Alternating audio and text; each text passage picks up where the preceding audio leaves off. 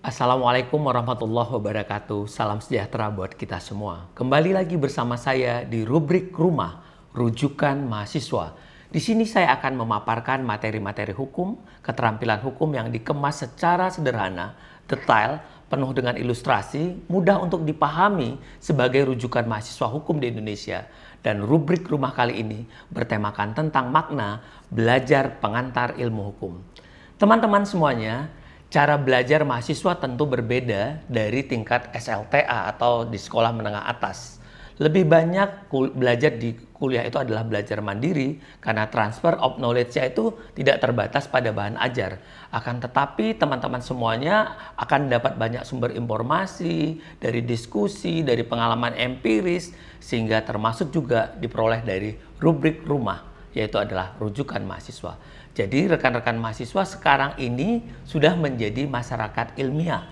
Di masyarakat ilmiah itu ada yang namanya Tridharma perguruan tinggi.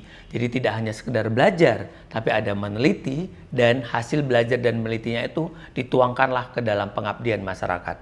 Dan itu dikenal dengan sebagai scientific obligation yang menjadi suatu kewajiban masyarakat ilmiah. Teman-teman sekalian, hari ini kita akan belajar tentang pengantar ilmu hukum. Jadi ada 3 kata di sini, yaitu ada kata pengantar, ada ilmu, ada hukum. Kalau pengantar berarti teman-teman semuanya dihantarkan. Kalau ilmu kita sudah tahu, kalau dulu ada pelajaran ilmu pengetahuan, tapi di sini udah ilmu hukum. Jadi di-cut itu ada pengantar ilmu hukum, tidak lagi pengantar ilmu pengetahuan hukum, tapi sudah dosisnya beda, pengantar ilmu hukum. Sehingga ilmu di situ adalah berarti ada satu pembahasan terhadap objek kajian yang punya teori, yang punya metode, yang lebih terukur, yang lebih sistematis. Beda dengan pengetahuan, itu harus diuji lagi, dibuktikan lagi. Misal dulu nenek saya kalau itu sakit perut mengambil jambu daun biji. Jambu daun biji itu yang muda-muda gemes tuh langsung diambil. Itu pengetahuan karena menganggap bahwa dengan daun jambu biji tadi itu bisa menyembuhkan sakit perut. Kalau dengan ilmu berbeda, akhirnya peneliti-peneliti kita, para ilmuwan kita dengan daun jambu biji tadi karena menggunakan ilmu sudah pakai dosis. Misal anak-anak menggunakan daun jambu biji 7 helai, misalnya kalau orang dewasa dengan 12 helai daunnya. Itu sudah pakai ilmu karena sudah ada dosis. Maka ya kita menempatkan ilmu hukum ini juga dengan metode kajian yang didekatkan dengan teori, dengan metode dibahas secara sistematis dan terukur. Itulah bedanya. Sehingga belajar pengantar ilmu hukum ini adalah dasar untuk mengantarkan kita belajar tentang aturan, tentang kaidah, tentang norma yang berkaitan tentang manusia. Jadi hukum itu sangat dekat dengan manusia. Berkali-kali kita adalah manusia, jadi dia tidak begitu eksklusif, bukan itu begitu mewah. Jadi belajar hukum itu belajar tentang kita, belajar tentang kemanusiaan. Jadi bagi saudara, tidak bisa yang mau jadi calon penyelesai masalah ini tidak bisa menyelesaikan masalah jika dirinya bermasalah. Maka dalam satu tulisan saya menyebutkan sebelum belajar tentang pengantar ilmu hukum ini, saya mendorong titik sentralnya adalah manusia. Maka ada tulisan yang menyebutkan, saya tulis beberapa tahun yang lalu, judulnya itu adalah manusia yang layak disebut manusia. Jadi bukan manusia ganteng, bukan manusia cantik, bukan manusia keren, tapi manusia yang layak disebut manusia. Sehingga kehadirannya di tengah masyarakat itu bisa merasakan esensi tentang kemanusiaan. Dia datang sebagai penyejuk, dia sebagai pembawa ketertiban dan keteraturan. Jadi kalau ada orang hukum yang tidak membawa keteraturan, ya itu bukan sebenarnya orang hukum. Ya, saya mengilustrasikan karena memang titik sentral pengantar ilmu hukum tadi adalah hukum. Setelah kita bisa bedakan ilmu dan pengetahuan, maka ada hukum. Hukum tadi saya suka mengilustrasikannya, ingredientnya itu, unsurnya itu, komposisinya itu. Seperti kalau teman-teman lagi makan mie instan, ada kemasannya di belakang itu kan ada komposisi. Jadi hukum itu juga punya komposisi. Yang pertama, kalau kita ilustrasikan seperti kita yang pada umumnya masyarakat Indonesia penyuka kopi lah. Kopi itu kan kalau mau bikin kopi, ada gulanya, ada air panasnya, ada wadahnya. Ya hukum juga begitu. Berarti hukum itu setidaknya ada 4 unsur, berarti ada aturan yang sama ya, kaidah, norma itu sama rumpunnya. Terus ada sanksi, ya kan, karena ada gula dan air panas tadi. Jadi ada aturan, ada sanksi, ada lembaga yang berwenang, ada masyarakatnya. Jadi ini yang menjadi penting di dalam hukum, sehingga ini yang disebut dalam hukum itu, hukum tidak bisa berdiri sendiri, dia saling bertergantungan. Ada istilahnya itu dalam ilmu itu adalah ibi ius ibi society. Di mana ada hukum, di situ ada masyarakat. Saudara dan kita semua, adik-adik, rekan-rekan itu adalah pembelajar hukum yang memang merupakan yang harus hidup di tengah masyarakat. Jadi ilmunya ini nanti akan diimplementasikan di tengah masyarakat. Jadi dapat dibayangkan bahwa hukum yang hari ini dalam perkembangan masyarakat itu yang sedang dipelajari itu adalah untuk masa depan. Yang di masa depan itu juga bermula dari yang hari ini sedang belajar di kelas, memperhatikan semua fenomena yang ada terjadi sehingga mempengaruhi nanti penegakan hukum atau pemberlakuan atau formulasi hukum ke depan. Sewaktu saya menjelaskan tentang hukum, mau tidak mau kita harus tahu tujuan. Apa sih sebenarnya tujuan belajar hukum atau tujuan ilmu hukum atau tujuan hukum? Saya mau mengilustrasikan lagi-lagi seperti yang tadi adalah manusia. Manusia kalau nggak tahu tujuan itu kan juga nebeng ya. Jadi mau enak aja. Nanti kalau ada perjalanan kamu makan, saya makan. Kamu minum, saya minum. Jadi itu kan kita tidak punya dapat pantulan. Lama-lama orang juga akan lelah. Karena seperti jadi penebeng, jadi parasit, dan itu sangat mengganggu sekali. Sama juga kepada adik-adik yang mau belajar tentang hukum. Tujuan hukum itu apa? Jadi kita harus mengerti tentang tujuan hukum. Saya mengilustrasikan tujuan hukum itu adalah seperti kita naik ke lantai 3. Saya boleh meminta Anda memejamkan mata sejenak. Bayangkan kalau kita sedang naik ke lantai 3. Bayangkan kita dari bawah satu gedung bangunan, kita akan menapaki ke lantai 3. Jadi ada lantai 1, lantai 2, lantai 3. Tujuan hukum itu saya juga mengirisnya dengan tiga hal tadi. Yang pertama adalah kita katakanlah kita langkahkan kaki kita di tujuan lantai satunya tadi, misalnya kita melihat namanya ketertiban. Bahwa tujuan hukum itu awalnya adalah ketertiban. Ya, ketertiban, keteraturan. Setelah ketertiban, itu naik lagi ke lantai 2-nya daripada tujuan hukum tadi dengan ilustrasi kita sedang menaiki lantai rumah atau satu gedung ke 3 lantai. Lantai 2-nya namanya kepastian. Jadi setelah kepastian baru ada lantai ketiganya tujuannya adalah keadilan. Jadi jelas ya. Jadi hukum itu membawa ketertiban. Setelah ketertiban ada kepastian baru ada keadilan. Ojo minta adil kalau awake ora tertib. Gitu loh. Jadi jangan minta keadilan kalau itu tidak bawa tertib. Jadi kalau ada orang yang belajar hukum, khususnya mahasiswa yang memilih fakultas hukum, tidak membuat ketertiban, lah salah banget. Apalagi dia alergi, takut sama hukum, takut sama aturan, lah salah banget memilih jurusan atau fakultas hukum untuk sekolahnya. Jadi orang hukum semestinya patuh dan taat pada hukum. Itu kira-kira. Jadi kita kembali kepada tujuan hukum tadi apa? Berarti tujuan hukum itu bisa membawa ketertiban. Jadi hadirnya orang hukum itu bisa membawa ketertiban di bawah sebuah komunitas, dalam keluarga, dalam masyarakat, dalam negara yang lebih besar, dan mungkin dalam masyarakat internasional. Jadi kalau Anda belajar hukum, terus Anda tidak membawa ketertiban, Anda salah jurusan untuk itu. Nah, level daripada nutrisi tadi, bahan baku ketertiban tadi, akan membawa kepastian. Sehingga masyarakat merasa tenang, oh ini protapnya sekian hari selesai. Karena dengan ada aturan ini kok jadi enak ya, kok jadi sejuk ya, ada kepastian ya.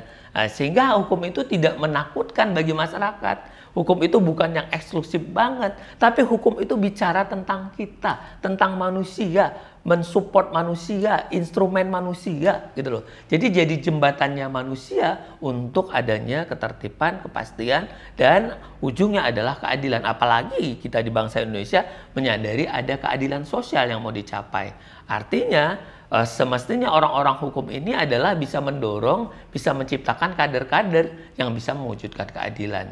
Tapi kadang kita nggak boleh memungkiri, hari ini juga orang masih bisa nyinyir, dan kalian tidak boleh sakit hati karena ada image kebanyakan orang dengan orang hukum itu menganggap hukum itu bisa dijual, hukum itu tidak pasti, hukum itu bisa diperdagangkan. Sekarang tugas saudara-saudara atau kawan-kawan semuanya untuk menjelaskan bahwa ini belajar hukum ini beda, bahwa saudara ingin meluruskan, bahwa saudara ingin menertibkan, bahwa kalian mau membuat satu kepastian bahwa kita semua yang ada di sini belajar hukum ingin menegakkan keadilan. Ini adalah PR besar bagi kita menghadapi image masyarakat yang sampai saat ini masih kurang baik terhadap hukum.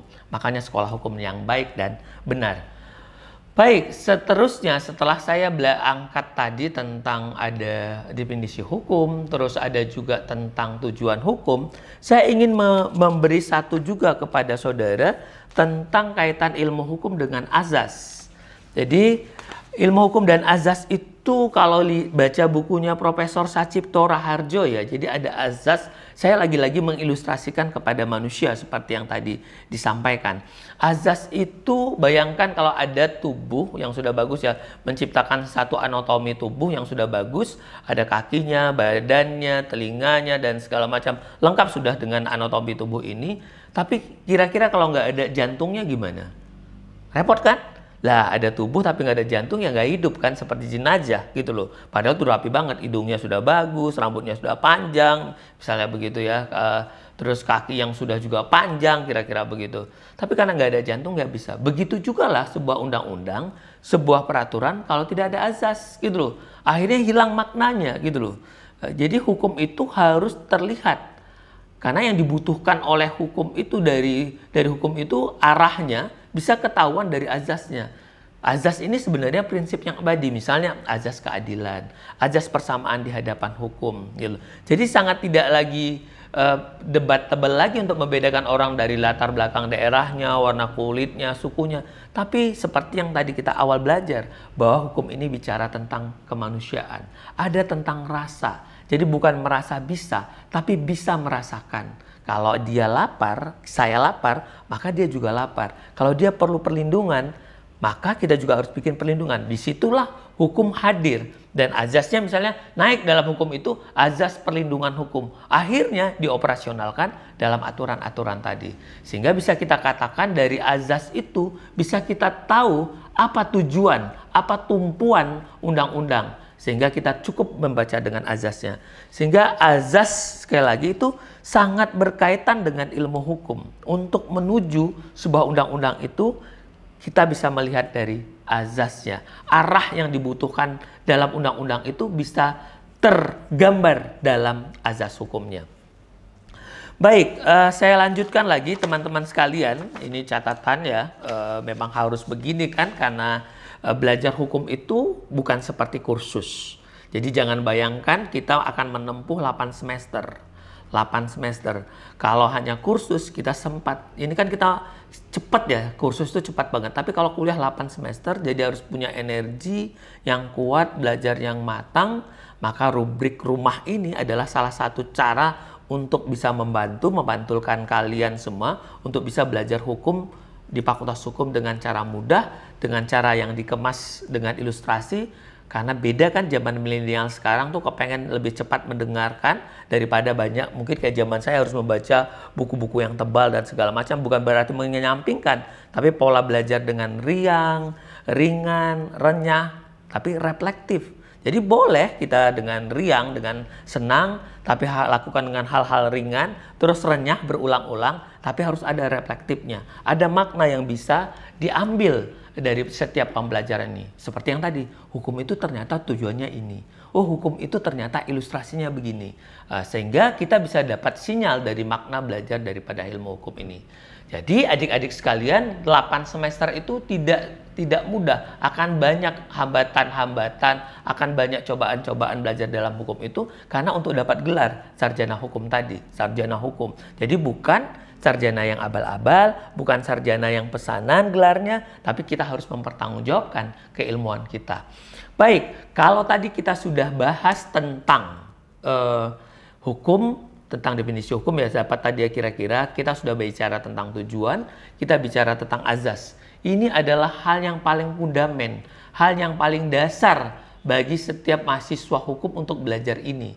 Karena kalau ini terlewatkan, yang ada nanti adalah seolah-olah hukum itu hanya teks, hafalan saja gitu loh. Jadi hukum itu hanya konseptual saja, tapi akan dari konsep konseptual dan teks itu nantilah kita akan menguji dan diperlihatkan dengan kenyataan hukum. Kita dibantu dengan mata kuliah sosiologi hukum, antropologi hukum, psikologi hukum, tapi mata kuliah inilah mata kuliah wajib. Dihantarkan dulu seperti yang Pak Asmi bilang tadi. Kita dihantarkan. Sesuatu kalau udah dihantarkan itu kan lebih enak gitu loh. Lebih mudah. Kita diajak, kita dirangkul. Maka mata kuliah ini adalah mengajak saudara-saudara, khususnya kepada adik-adik yang semester 1 baru masuk fakultas hukum, ini digandeng dengan mata kuliah pengantar ilmu hukum yang biasanya bobot SKS-nya juga lebih tinggi dibanding dengan mata kuliah selanjutnya nanti. Teman-teman semuanya, hukum itu membutuhkan nutrisi orang-orang pembelajar hukum seperti kalian yang kita semua ini yang clear, yang tidak berpihak, yang tidak bermasalah. Karena diharapkan pembelajar hukum ini nanti akan menyelesaikan persoalan-persoalan yang terjadi di masyarakat. Seperti yang tadi Pak Asmi sampaikan, kenyataan hukumnya bagaimana, dasen and dasolennya bagaimana. Karena selalu saja harapan itu tidak sesuai dengan kenyataan. Jadi kita diminta untuk objektif, makanya tadi ada kata ilmu di depan. Ilmu tadi kan ada ukuran-ukuran, kajian-kajian tertentu dengan teori dan metode yang sistematis, yang terukur. Nah, tentu kita harus mengikuti yang cara-cara penerapan metode sistematis dan terukur tadi. Jadi orang hukum itu harus objektif, harus teliti, harus hati-hati, tidak boleh sesuka hati. Jadi orang hukum itu teliti, tidak boleh sesuka hati. Ya, rekan-rekan semuanya, kalau tadi sudah dibentangkan tentang hukum yang diletakkan, yang tujuannya membawa ketertiban, keteraturan, jadi jangan sempat pula kita belajar tentang keteraturan yang kita temui ketidakteraturan. Yang kita lakukan adalah ketidakteraturan. Salah jurusan, itu bukan orang hukum saja, bukan orang hukum banget. Jadi mulai dari melihat sampah, dari melihat sesuatu yang memang bertentangan dengan hukum, kita bisa merasakan kira-kira dalam autoregulator lah yang disebut dengan nurani. Kita tahu kok waktu melanggar bangju atau lampu merah itu kita memang sudah menabrak kok. Jadi jangan bilang oh itu baru hijau, itu baru merah. Tidak, kita sudah tahu. Sewaktu kita mencubit saja kita sudah tahu ada rasa sakit. Begitulah kita melihat satu persoalan yang terjadi di tengah masyarakat berkaitan dengan hukum. Jadi orang hukum ini nanti tidak hanya belajar tentang hukum, bagaimana kesadaran hukum, sama juga seperti kedokteran, tidak hanya belajar tentang bagaimana bikin pola hidup yang sehat, tapi juga belajar tentang penyakit-penyakit yang terjadi di dalam ilmu-ilmu kedokteran. Dalam hukum juga nanti akan selain juga menampilkan tentang membangun kesadaran hukum, membangun pendidikan hukum kepada masyarakat, tapi juga hukum bisa menjadi sebuah tampilan yang menyeramkan, yang menakutkan, karena juga akan ada penyakit-penyakit hukum. Misalnya hukum dikaitkan dengan hukum narkoba, nanti ada hukum pidana yang orang sudah ditakutkan dengan itu seolah-olah penjara. Terus ada juga dengan hukum dengan kekuasaan.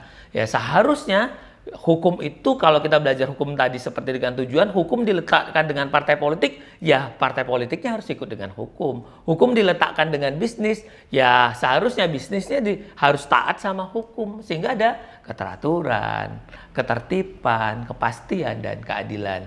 Tapi lagi-lagi karena kita menghadapi manusia dengan segala macam tingkah laku tadi, macam-macamlah terjadi. Akhirnya terjadi perbedaan-perbedaan yang di tengah masyarakat, perilaku-perilaku yang di tengah masyarakat.